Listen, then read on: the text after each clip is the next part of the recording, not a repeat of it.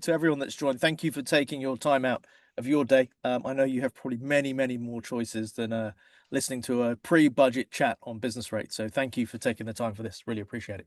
Okay, so myself and Jerry Skoda, well, I'll introduce him in a second. We're here to share our thoughts on what we think will be in the budget next week and what won't be in the budget next week, and then kind of guide you on the journey of if our predictions are correct, what does that mean for you guys? So the current situation, what could change? And then what are the choices that you're going to have going forward?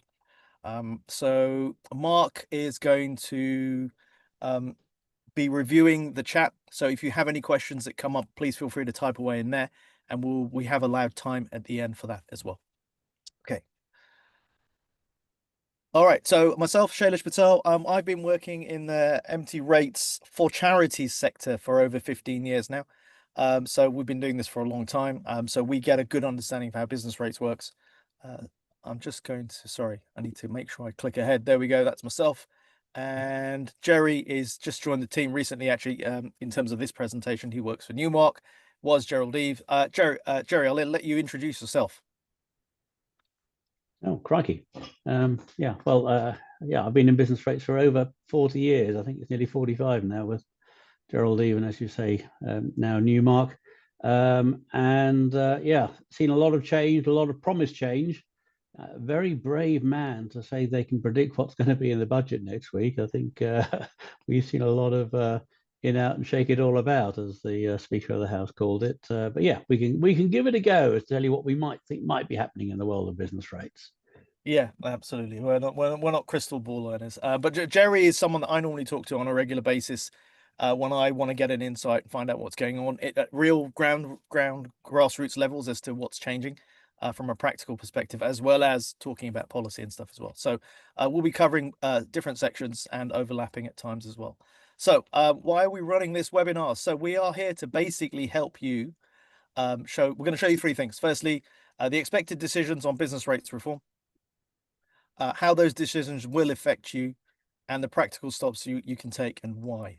So as I say, feel free to type questions away if anything comes up, if you don't think we've covered it enough, or if you have a specific scenario you want to run by us as well. Jerry, I'm going to let you look after this section, or at least the first two parts as well. So yeah. Let me know when you want me to click. Okay, no, well, that's fine. It's yeah, I mean, hi everyone. I mean, Shailesh has asked me to give a brief intro, I suppose, as to you know, what we're expecting, what has happened, and what we're expecting to go forward. There are quite a few things that we do know, and others that we can speculate about. But yeah, I'm going to keep it brief as an intro, so we can go into the Q&A with any details if you've got anything that you'd like to ask about that we haven't covered about the world of business rates. As you can see there, prior to the general election, Labour went on a campaign seeking to persuade business it could be trusted with the economy and the country's finances. That went well, didn't it? And one of its headline official policies, which it announced, yeah, over 4 years ago at the party conference in 21, was it was going to abolish business rates. And that went down very well politically. But then the Labour Party realised it was going to cost them £30 billion plus if they did abolish it. So they rather watered that promise down by the time of the manifesto before the election last year. They still said, you know, this is a quote from the manifesto: "We will replace the business rate system so we can raise the same revenue, but in a fairer way." And the manifesto went on to say, this new system will level the playing field between the high street and online giants, better incentivize investment, tackle empty properties, which is what we're on about, and supporting entrepreneurship. So as you can see on paper, the pledge was still to replace business rates, but once they got into office and without any consultation, the government revealed that rates are here to stay. They would make certain reforms. We're going to cover some of those in this webinar. There was a minor update earlier on this year. Government published an interim report about its business rates. Transforming business rates is what they said they're going to do. But again, you can see they focused on the high street and the importance of supporting the high street. And we're going to have to wait and see if the government actually delivers on that. Now, the high street should be supported and helped by the revaluation of all properties next year, April 26. Every property is going to receive a new rateable value assessment, and they're probably going to be published on the same day as the budget next week, or maybe a day or two earlier, or even a day or two later. But it's going to be next week. I'm pretty sure about that. And many of these assessments for every property are going to be higher than the ones in the 2023 revaluation 3 years ago. But it's really important to recognize that rates bills don't change at revaluation directly in line with the rateable value change, because at revaluations, and this is unique, rates are a unique tax, the uniform business rate, which is the tax rate, or the UBR for short, or the multiplier as it's officially known, that gets reset so that in real terms, the same revenue is raised from rates across the country as were raised before the revaluation. Most of the leading firms of surveyors are predicting that the uniform business rate should fall next year by around 10% in order to reflect the generally higher rating revaluation assessments. Now, at the moment, we've got two uniform business rates. We've got one for lower assessments and one for higher ones. The higher one is about 10%. The tax rate is about 10% higher for the larger properties. But we are moving from these two uniform business rates to 5 different tax rates next year. And each of those are going to be announced by the Chancellor at the budget next week. So in addition to the existing 2 that we've got, there are going to be 2 lower uniform business rates. There are going to be discounts given for properties occupied, but for retail, hospitality, or leisure purposes. So there's going to be one rate for those retail, hospitality, and leisure properties, which are with assessments below £51,000, and there's going to be another rate. It won't be quite as discounted for assessments between £51,000 and £500,000. And in order to recover the revenue lost from granting these discounts, the government is going to impose a supplement paid on the largest properties. That's all those with assessments of £500,000 or more. There's only about 1% of the entirety of all the 2 million assessments in the country that have got assessments as large as £500,000, but they already pay about a third in the total rates takes. And you'll have seen reports in the papers about lots of large businesses saying this is going to be dreadful. You cannot impose a supplement already on us. We already pay too much by way of business rates. But we're going to have to see what comes out next week about that. Lots of issues that are going to be announced in the budget. And one of those might well be empty property rates. And after that quick recap, therefore, I'm going to pass back to Shailesh to cover the main part of this webinar. And obviously, I'll chip in at appropriate moments and happy to take questions at the end. Shailesh. Brilliant. Thanks, Jerry. So just a quick recap on what Jerry said, and also just to put our little disclaimer in, this is one of our favorite images. Don't shoot the messenger. So a lot of what Jerry has already said and what I'm about to say is not necessarily going to be popular amongst the audience, but it is the reality of what's already been announced is going to stay. And it sounds like there's going to be multiple multipliers based on what Jerry's just laid out. And the big organizations, of which I guess more people on this call are going to be here for bigger organizations, they will probably feel the sting of the £500,000 plus RV supplementary rates bill, I guess is the best way to describe it. More so than the small business operators, where that extra money will then effectively be used to subsidize the smaller one-man bands who are running like a key cutting stall in a town outside Andover or something. Okay, so please don't shoot the messenger is basically our very quick message there. Jerry, is at this point, do you want to talk about small business rates relief in more detail, or should we come back to that? Because as the slide indicates, a lot of announcements have already been made in terms of the multiplier, the revaluation. You've kind of given us the expectation that something's going to come out next week. Is there anything else that you feel we need to add at this point, or we can move on? I can just very quickly summarize small business rates relief, which I don't expect will change other than the numbers of properties that qualify for it. And it's really important because you get small business rates relief if you occupy only one property in the whole of the country, in the whole of England, and if its assessment is below £12,000 rateable value. And there are over 700,000 of those. So there's more than a third of all properties in the country actually pay nothing at all in business rates because they are below that threshold, and it's the only property in the country that a business occupies. There's a sliding scale of relief. You get small business rates relief if you have only one property and its assessment between £12,000 and £15,000. I don't expect that those thresholds, the £12,000 and the £15,000, are going to change, nor the 100% relief or the sliding scale relief. Obviously, the numbers will move slightly because some properties will come out of relief, some will come into relief. But that's an important part, that you don't have to worry about rates payments if you are a really small business, one property only with a very low assessment. Okay, brilliant. Thank you. I think we're going to come back to small business rates relief a little bit when we start looking at the kind of the nice and the shadier ways of avoiding empty rates, because there are a few um, slimy ways to manipulate that rule, and I think some of those might get quashed. So we'll come back to that in a few moments. Okay, so Jerry's now kindly covered us off on occupiers, but basically there isn't really much shift on that front based on what Jerry said. The numbers are going to be coming at you, but what we're now going to look at is what you can do if you are a landlord or a developer and you are burdened with an empty building, and therefore empty rates is probably one of the things on your mind.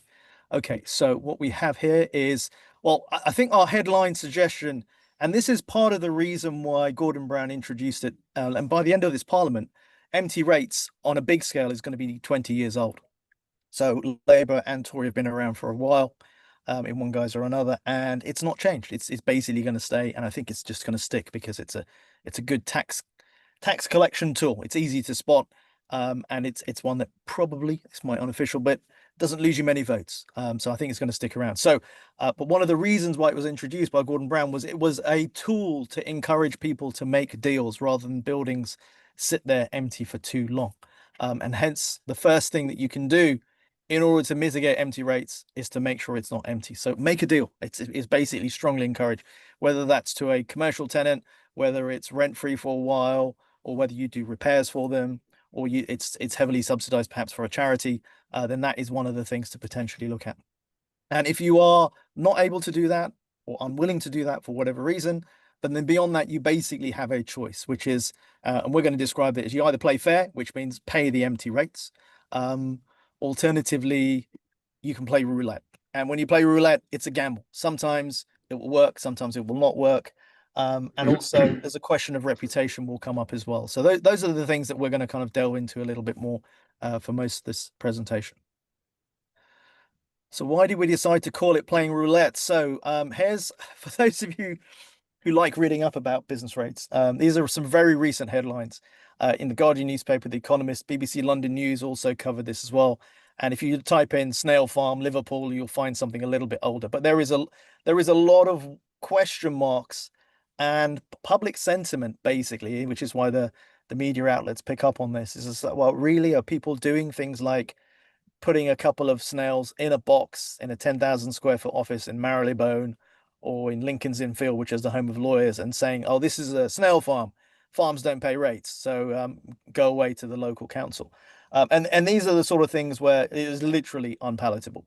But the laws are very complicated, or you end up in court, and it takes ages. So, and this is why this has been getting more and more attention. And people have started trying to involve God in their tax affairs as well. So taking a closed down, boarded up pub was one of the things spotted by the Guardian newspaper, or 60 units in a business park on the outskirts of Dover, and claiming that they're all places of worship, because places of worship are also exempt from business rates as well. So there's some question marks as to whether you can sleep at night when you do these things. And basically, there's a myriad of these things that we have to kind of look at. And it's probably the reason why we're kind of setting out our stall in terms of expectations, because if we look at the interim report that Jerry mentioned, the one that he came out in March, but it was based on everyone who wanted to could share a view from last November. So within 4 or 5 months of coming into government, the Labour Party opened this consultation period, gave it 4 or 5 months for people to share their views, and they published their report. So here we go. We're going to take you on a little bit of a journey now. So we want you to know your options, which are basically going to fall into one of three categories. Bear with me a second. Okay, so you're going to see what those options are, what they currently are, how they're likely to change, and then after the budget, what will be the best options that still remain, if any. So we'll take you on that journey. So as with the classic roulette rule, red, black, green, we're going to take you through these. So the first one is, there we go, just click ahead. Okay, the red boxes we're going to talk to you about are the ones that are already ineffective. We're also going to talk to you about the ones to watch, which we've marked out in black here, which are things like listed buildings, places of worship. And then finally, the one that we don't think is going to really change, as a legitimate way to avoid empty rates by making sure it's not empty. And we'll talk to you about that at the end as well. So already ineffective. Snail farms, as I said, you're trying to claim the fact that this is a farm and agricultural spaces don't pay rates. But there's a whole raft of um, court cases. There's question marks as to whether it's even viable in the first place. So you kind of have to present the economics of, does the logistics of a snail farm in Lincoln's Inn Field, where you have to pay congestion charging to transport your snail farms, does that even work? And so people are beginning to try and manipulate the rules so much that they create a whole story around this. And go to court, it drags out. And if they lose in court, they'll just raise their hands and say, "Oh, we've gone bust. We don't have the money." And so councils are not collecting the money even when they win. Um, and that's one of the reasons why we'll probably end up seeing something called well, GAR is going to be coming out, General Anti-Avoidance Regulations, to just put a stop to anything that's vaguely weird. Manage insolvencies. I think Jerry's going to probably cover off this a little bit because he's probably seen a lot of this as well as myself. There used to be a situation where um, a slightly shady agent would say to you, "I will find you a tenant." You sign a lease with them, they become responsible for business rates, and then lo and behold, about 2 or 3 days later, that tenant goes into liquidation, goes bust. So members' voluntary liquidations, and Jerry, please jump in, have effectively lost in court, and sometimes the veil of incorporation has also been pierced, which means the landlord's made liable for that bill. Um, it's not going to affect you if someone like Debenhams or Paperchase goes bust on you. Those are kind of general situations, but because people have been playing the game so much, it may be something that Rachel Roos is going to look at. So we'll kind of mention that in another slide. Jerry, is there anything you want to add on this one? No, I think the courts have effectively seen through those new companies that went in liquidation. I think almost immediately they were created and took the lease on. Yeah. And I think that one has gone away. I mean, snail farms is just coming back to that one. It is still being used, and those who are prepared to play that game until there is something stronger that council can use. There will be still people who will say, okay, this is it is agricultural, and therefore I don't have to pay rates. And if they lose, as you say, in court, well, they'll just go, they'll go bust, and they won't pay the rates. So there are still those who, at the moment, I think, are prepared to play that game if they don't mind something that doesn't pass the sniff test. It smells, but there are people who are prepared to do that still. Yeah, absolutely. Sadly so. The Guardian option, I think this is Jerry, about 7 years ago. Prior to that, if you put Guardians into a building, then you could flip from business rates to council tax. But I believe it was a case, I think it was Southwark Council, that literally put a stop to that, saying, okay, you can put Guardians in, that's not a problem if it enhances your security and keeps your insurance costs down and so on. Fair enough, but it's not going to get you out of business rates anymore. So although it's a good idea in some situations, it's not going to get you out of business rates. Is that a fair summary? And that's all been proved and accepted? Yep, it did work, and then it stopped working. Okay, cool. Brilliant. Small business rates relief. We kind of touched on this earlier on. So if you have a rateable value of less than 12,000, as Jerry mentioned, then I'll give my example actually. So ASTOP is a pretty much standalone company with a couple of staff, virtual, based in different parts of the world. But we don't have an office of our own. I work from home. I go out to a virtual office, which we pay a small monthly fee to. Um, so I could, in theory, offer my name to a mate of mine who has got an empty building with an RV of less than 12,000. And remember, they'll be paying empty rates. But as soon as I say ASTOP's office is now here, then that becomes my one and sole site. And so there'll be no rates for me as a small business with just one site. So there are companies out there who have got lots of little units. When I say little, between 2,900 and 12,000 RV, and they're just getting mates or setting up companies with literally no goals and activity whatsoever. And just saying, okay, that company's over there, company B, company C, company D. They've got the 6 different rooms or 6 different outlets, and they all stand alone. And it's quite hard for councils to fight all this stuff or keep an eye on what's real or not. So a lot of councils just kind of roll over and say, fine, you get the relief. Jerry, is there any kind of laws here that help, or is this one of those things where it's been abused? Well, you've got different friends to me, actually. I think I don't have any friends who play this game, so no. It's. I mean, I can understand if it's happening. It's not something I really have come across, Okay. but yeah, I could see that there may be those who are prepared to play that game because if you don't get small business rates relief if a unit is empty, it's only if it's occupied. So therefore, I can see why people would want to put their mate in as an occupier, even because it makes no difference to the occupier if they're not paying rates anyway. Yeah, absolutely. Okay, great. Okay, yes, your mates are clearly nicer people than my mates. Okay, and by the way, we aren't doing that at ASTOP, so that's in case there's anyone I'm sure wondering. you're not. Okay, and then finally, box shifting. And then Jerry did ask me the logical question. Well, you probably shouldn't put this under already ineffective because it does kind of still work. So let me just clarify here. Um, in Scotland, the power to decide on whether somebody is going to be given empty rates relief now lies with the local authority. And if they think that you've just been moving boxes around or put in a Bluetooth device for a few months and then take it out again and you claim the relief, they're basically not going to give it to you. Wales is running something not quite as harsh as Scotland, but it is harsher than England, where they're saying you have to occupy a space for 6 months before we will give you 3 or 6 months rates relief. And that's retail stroke industrial. So that's harder than it used to be, say, about 3 or 4 years ago. And in England, it moved from 6 weeks to 3 months when Jeremy Hunt did his last budget. So that was about a year and a half ago. So we're expecting Labour to squeeze that a little bit more, either to move in line with Wales, or go all the way Scottish style and say, okay, local authority, you can decide. So this is what we're thinking. So box shifting is ineffective in Scotland. It's kind of effective, but not very viable in Wales. And it still works a little bit in England.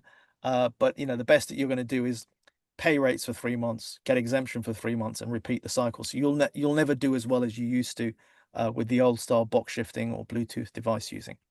So those are the ones that we regard as kind of already ineffective. In terms of what things are going to change on those ones, this is kind of our predictions, and this is a bit of a nickname that we've created. The Tsar of the GAR, general anti-avoidance regulations probably will come in. Scotland already has something like this by pushing the power down to each of the regions. Jerry, am I right in saying that the Welsh government has decided that on the 1st of April coming up, there is going to be GAR being introduced, and there'll probably be obviously be some sort of czar who looks after that. Is that right? Yeah, they are going to introduce it from the 1st of April. They have published draft regulations, which are hellishly complicated. I think there'll be a lot of litigation around that because effectively it gives the local authorities the power to operate what I call a sniff test. Mm, God knows are not the government's words. So if something smells, the local authority will be able to say, well, we're ignoring that and we're going to charge empty rates still to the property owner, the landlords, and not to whoever they've put in there to try to avoid or to mitigate paying their empty rates. I'm not sure that there will be a czar who oversees it because it will be very much a local authority determination. Each individual authority will have to make their own decisions as to whether something smells or not. But yeah, they could easily, I'm sure there were many of the authorities would want to get together about this and operate in a consistent fashion.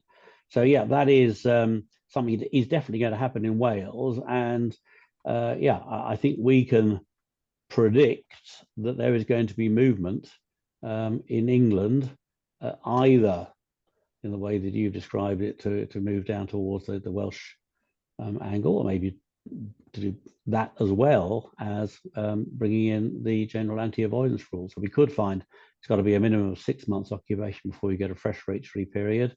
We could find that there will be that as well as the introduction of a GAR in England. They might both happen next April, or we might have one first and then the other one following a year or so later. But I think for a government which is desperate to claim it's going to increase revenue, you could see that Rachel Reeves might want to say, we're introducing the general anti-avoidance rule from the 1st of April, and it's going to raise an extra £1 billion. yeah, yeah, absolutely. Yeah. So we heard a rumor through an IRV person. And it is a rumor, complete, absolute rumor. But um, The Welsh guys will do their thing on the 1st of April 26. England will observe that during the course of 26, 27, and then introduce, based on the experience of Scotland and Wales, on 1 April 27. Personally, I think it may be even quicker than that. They might just say, look, if Wales are doing it, let's just literally copy paste what they've decided, copy paste their draft rules that Jerry said is hellishly complicated, and just put it into place.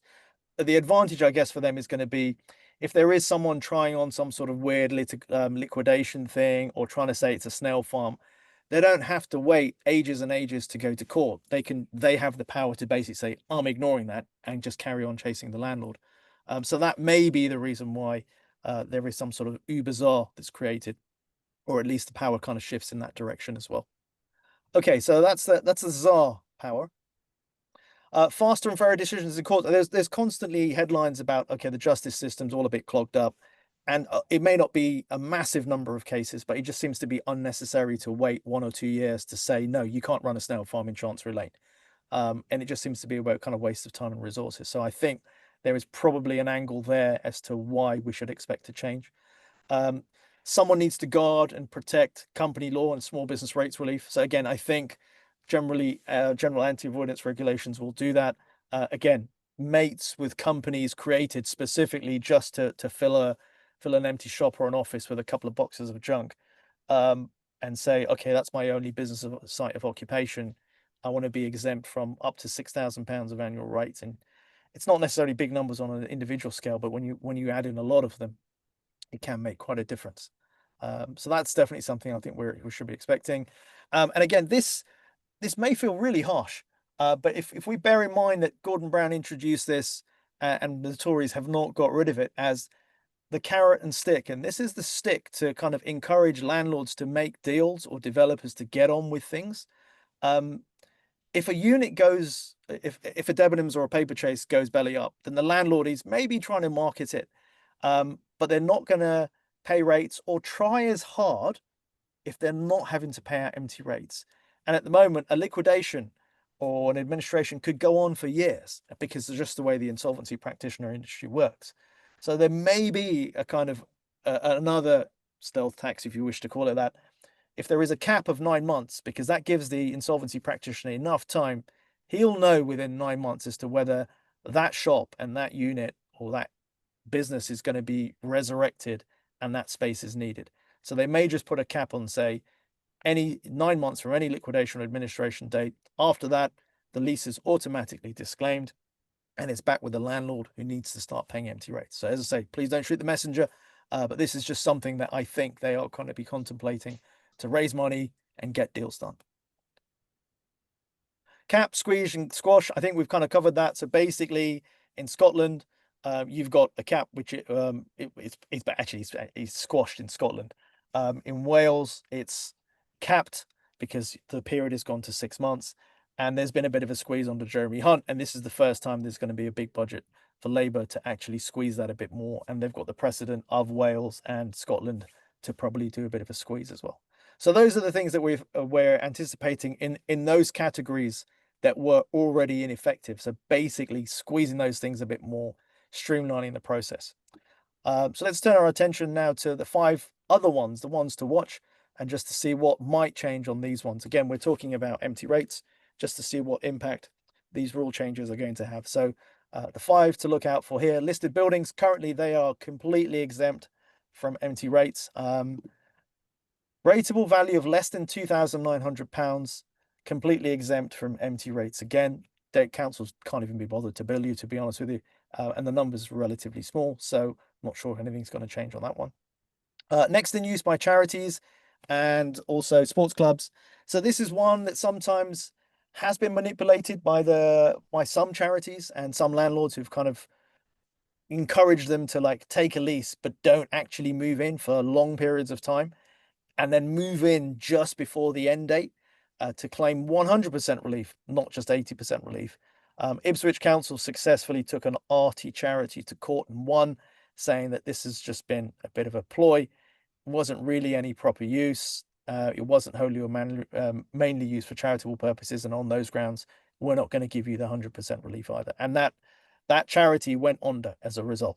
But to be honest with you, looking at the kind of history of that case, it wasn't the greatest of charities, and it's not a fair reflection on the reputation of the charity sector. So that is something that does get manipulated as one of those things that's possibly needs to be watched. And I think Gar will probably cover this as well. I would have thought. Jerry, you got anything to add on that? Is that a Gar Yeah, covered thing? I was just going to add that in. I think it could easily be discovered by GAR rather than making any changes to charitable relief. Okay, cool. And then this is one that Jerry's probably got far more experience of this than I have, but you can't just take out a toilet and a couple of light bulbs and say, oh, it's not capable of beneficial occupation, and then try and get the VOA to take it off the rates register. Your building needs to be substantially not capable of beneficial occupation. And I think there's been some court cases where the amount, let's say the rateable value on a space is £100,000, then the state of disrepair of this building needs to be the equivalent of it's going to be £560,000 to put this building back into use to make it rentable before the VOA will consider taking that off the rates list. So it can't just be minor fiddling around the corner in the hope that VOA will just take it off the register. VOA, though, is very under-resourced. Jerry, you might have something to add here as to how strongly this is currently policed. But there are people that kind of try things on and it just gets delayed and money gets lost. Yeah, I mean, I think the days of soft stripping and to get it out of rates, they're gone. The assumption is the property is in a state of reasonable repair, even if it isn't. And as you say, one really has to do very, very major works in order to get it removed from the rating list. So I think that one's pretty much gone. That Okay. one's sailed. Is there a difference between a redevelopment and a refurb, though, for this purpose? Yeah, clearly, if you are changing the unit of assessment and you are making it as something very substantially different, there's a much greater prospect of getting it removed from business rates. If you are just refurbishing, even if it's a significant refurbishment, it'll be much more difficult to get it removed. Okay, so things like having a planning application in place or approved will help to demonstrate this is a redevelopment if it's a change of use, for example. Yeah, But if you yeah, don't have those things in place, it's not going to help your yeah, cause. yeah. It's a very complex area, and I wouldn't want to summarize, the yays and nays in a short presentation here. Okay, no problem. That's great. Let's email you afterwards. Okay, so those are the five to watch. Oh, sorry. And the last one, alleged places of worship. So again, this kicked off in a major way with the Guardian newspaper tracking down a very large landlord family who have got a science business park on the outskirts of Dover, and they've given it to a faith agency, which literally says, if you're a faith group, contact us and we'll give you rent-free space. And so they're basically trying to say, okay, there's 60 units, all happen to be empty, but they're all now deemed to be places of worship in one business park where you literally can't get there without going by car. And so Dover Council's kicked off about this because it's £1 million of revenue for them. There's other instances of this as well, like a boarded up pub, which is where the Guardian newspaper guy went and had a look because he lived near it. And it was just like there was no way you could even try to do any form of worship or paperwork or admin in this boarded up location. And yet it was one that was trying to claim exemption from rates on that ground as well. So it's just one that, again, you can just imagine public sentiment being, oh, you're playing with God really when it comes to stuff like this. And that's definitely not a play fair, I think, onto this method. Okay, so just to quickly summarize on the things to expect. Look, there may be a 1 year cap on listed buildings, because if it's been empty for a long time, and you can see this in places like Putney and in those sorts of locations where there's no action or activity from the landlord, and they're just kind of land banking or building banking. There may be an allowance of up to a year because it is a listed building, or some other rules that may come in. But again, if the idea is to get revenue and encourage deals, then they may put a cap as to how long you're going to get empty rates relief on a listed building. A 1 month cap on next in use for the charities may be something that the GAR manager might put into place, saying, okay, a charity, you've got a month to get your act together and get up and running. You can have 100% relief on that. So again, this is speculation on our part as to how they could make things simple but have rules in place. The czar could have tougher tests on the refurb costs. I don't know if that's a czar GAR thing or whether that's a VOA thing. Jerry, is Is anything changing with this VOA becoming part of the HMRC or anything like that? Or I don't see it will change in that respect at all. No. okay, so the rules are pretty much as they are anyway. And then the church element is, look, these spaces that are supposed to be places of worship should be open to all at no charge. And that person can be of any faith visiting. And if you prevent them from going into this boarded up pub because it was promoted as a place where I could pray, and you don't let them do that, then that's actually a human rights crime. And that's come to us from somebody that's a genuine pastor from the church community, who was very unhappy about being misled by this faith agency before. So if you really want to play games like this, then you're going to have to potentially deal with being a human rights criminal, which is normally kind of sentences reserved for dictators around the world. But these are the sorts of things people are trying out, which is kind of like, wow. Okay, so in a nutshell, this is something that we wanted to tell you about. We don't think is going to change, and the reason why. So we've talked about the already ineffective. We talked about the ones to watch, and the one that we do not think there is any kind of negative sentiment about is working with the charity-led solution. So you put a charity in place. So you actually flip from being it's an empty building into actually it is being used. We're helping a charity out. Yes, we've got other plans to redevelop or rent it. Not necessarily a problem. It's rolling 1 month's notice. Again, not necessarily a problem. But at least the building is being used for a good cause, even though the rent is probably going to be nil during this time. And obviously, it triggers the huge rates bill reduction. And there's reasons why landlords would do that. That's the main reason. There are others as well. But this way, everyone seems to be comfortable with this, and we'll see evidence of this as we go through these slides. So we don't see any significant negative change. And here's the reasons why. It's a long-standing business rates rate break. Jerry, you might be able to help me here, but I think business rates relief for charities and occupation of spaces at 80% has been around way longer than Gordon Brown Yeah. introducing turning up the clock As on long as empty I can rates. remember, yeah. Yeah, so I'm thinking like 40, 50 years plus. It's really been quite a long time. And remember, this is a nice thing that the government is trying to do for the charity sector.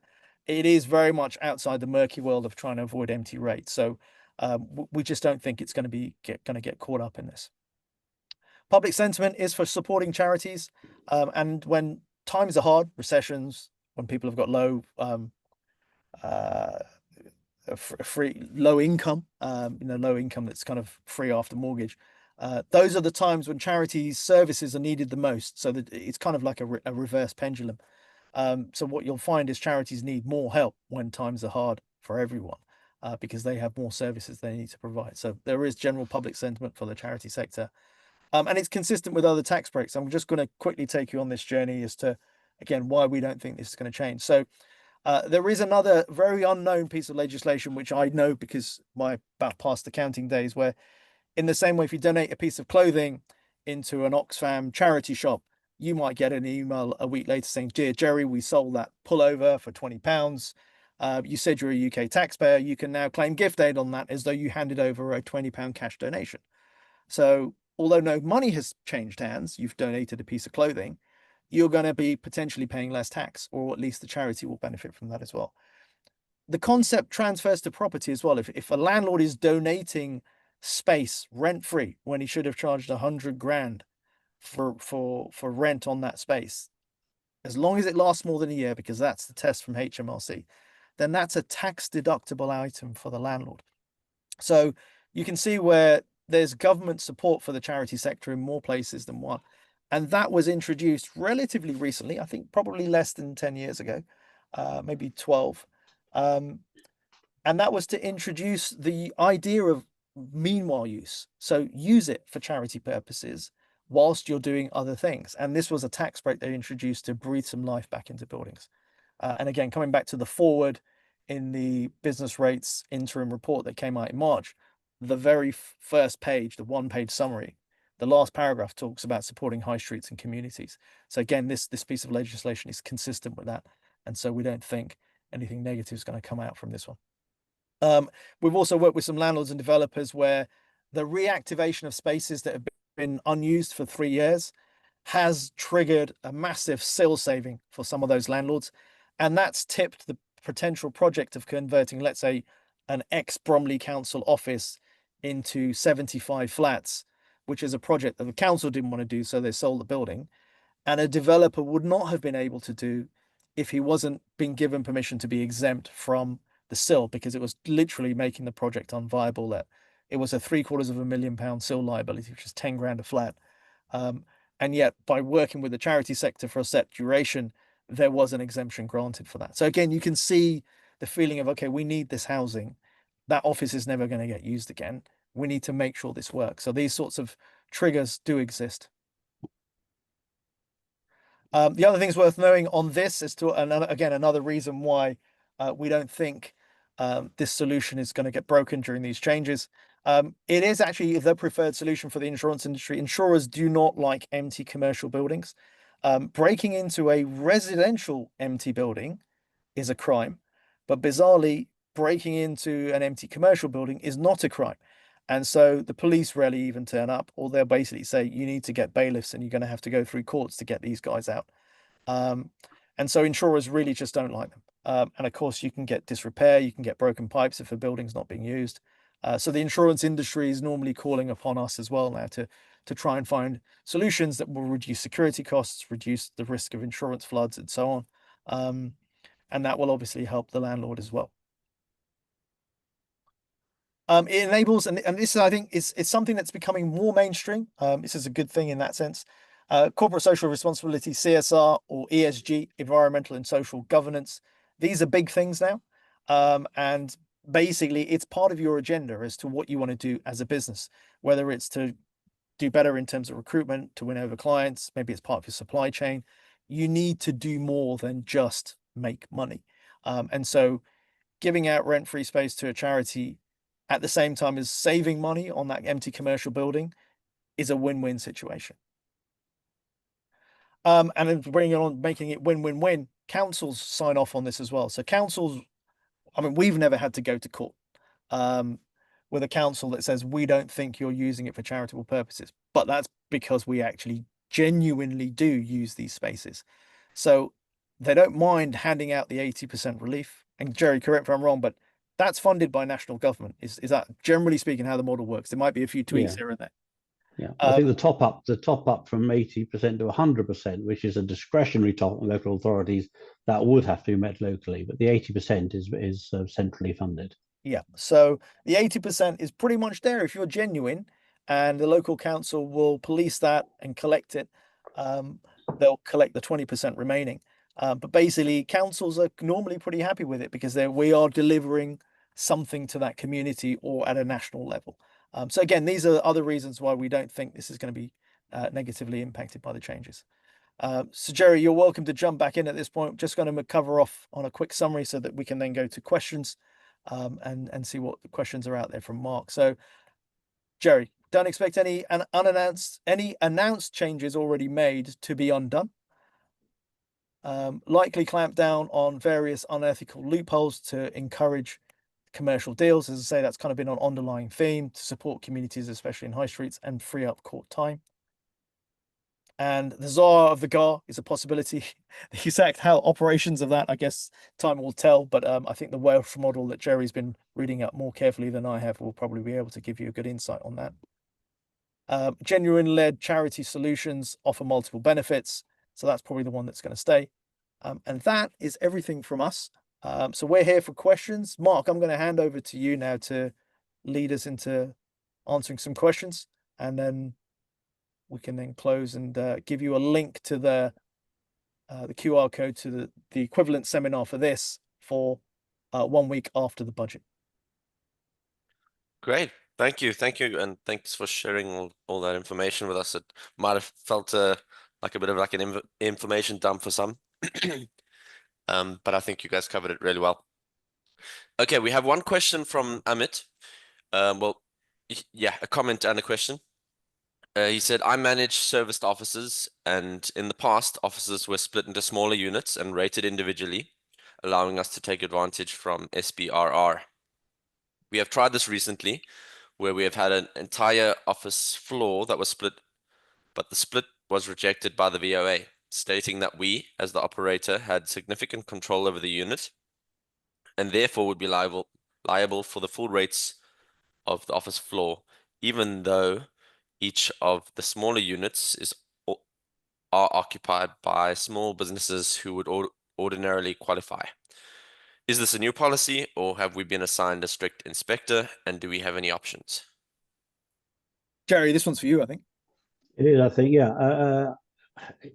It is a new policy in effect. I mean, the Valuation Office Agency has vacillated about serviced offices over quite a number of years now, in coming to different views at different times about whether serviced offices should be separately assessed or should be amalgamated with a single assessment for the entire property.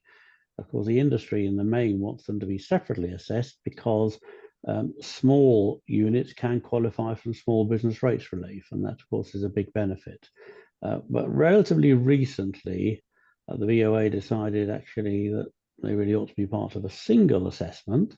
They went through a period whereby they agreed with the industry if certain changes were made to the licensing terms, which did show greater degree of occupational control by the occupier, then they would still accept separate assessments. But that seems to be unwound, and the VOA are interpreting or reinterpreting a number of recent court decisions, including Supreme Court decisions, about unit of assessment. In other words, is the unit the small office or is it the entire property? There was a piece in the Times, I think it was on Monday of this week. It's worth looking out because FLEXA, the Flexible Space Association, which is the trade body for serviced offices and workspaces, have written a very strong letter supported by its members to the Chancellor, expressing major concern about this change and the massive impact it could have on small businesses and the service industry in particular. In terms of what you could do about it, I certainly would get in touch with FLEXA. I have little doubt that there is going to be some litigation down the line about this because it massively affects the business model, both of those providing the space and of those occupying the space. So it's a pretty critical area and very important. Not sure we can expect anything in the budget in relation to it, but who knows? Jerry, just on this, I'm actually sitting in a co-working space in West London doing this in one of those little booths that I've got. And probably about 15–20% of the floor plate is that kind of communal coffee area, photocopier, open plan seating. By doing it the way that Amit is finding painful, which is, okay, this is just one massive assessment. Is this communal area now rateable, whereas previously it wouldn't have been because it wasn't, it was like a hallway or a corridor? Is that a big difference as well that's coming off the back of it? No, I think that space would probably previously have been rateable even when individual rooms were separately assessed, because there would always have been an element that was in the regarded as being in the sole control of the property owners. There would have been an assessment for that. So Okay. that probably hasn't changed, but it is, of course, that is now going to be amalgamated within the assessment of the whole property. Brilliant. Okay. So yeah, brilliant. it's again a very detailed technical area, and it should probably be taking some advice about it. Okay, well, Jerry's email's on the screen. Please don't send me that inquiry. That's for sure. Okay, Mark, that's the Amit one. I believe there was something from a lady called Laura and maybe some others as well. Over to you. Yeah, hi there. Hi Shailesh, how are you? It's Laura from MB Security. Just a quick question. Obviously, I know that guardians are ineffective when it comes to business rates. In our case, where we have a charitable arm working with low-risk homeless in any buildings that we occupy with the guardians, and we have charity partners such as yourself at ASTOP, Shailesh, do you see a change in that use with the guardians and the charity mix in terms of business rates? I think I'm going to try and apply a little bit of czar common sense here. If wholly or mainly used for charitable purposes is the normal test for charity rates relief. So if it is, if for example, it's Crisis is your partner charity and all the, I'm using the word loosely, the guardians, or they're more than half of them are people that Crisis are helping Sure. and providing them accommodation, then yeah, I would have thought that then yes, you'll qualify for, well, not you, Crisis would qualify for the charity rates relief. And Sure. even though you're almost like the outsourcing partner providing that service to Crisis, but it's Yeah. Crisis that's applying, and it's Crisis that is actually delivering on its mission. That's how I would see that. But Okay. they would probably sniff around a lot at it and wonder whether it's just a bit of a wheeze, and you've got like a fully qualified optician that's got his first job in London and moved from Birmingham in there, and Yeah. then that might break your model in that Okay. sense. But that's just me trying to be like a czar. Sure. Okay. Interesting. We'll see what happens next week. Okay, Thank you. Mark, any others? I don't see any others. If there's any last questions, please feel free to pop it in the chat. Otherwise, you can contact Shailesh or Jerry directly. But yeah, nothing more at the moment. Great stuff. Okay, so I've just taken us to the last slide. So here you've got the QR code to sign up for the post-budget brief, which is literally 2 weeks today. So it gives us a week to digest what's happened. Got Jerry's contact details there, as well as myself. But thank you for joining us. Thank you for taking the time in over a lunchtime over on a Wednesday, very cold afternoon. So stay warm, everyone. And good luck to all of us for next week. All right, take care.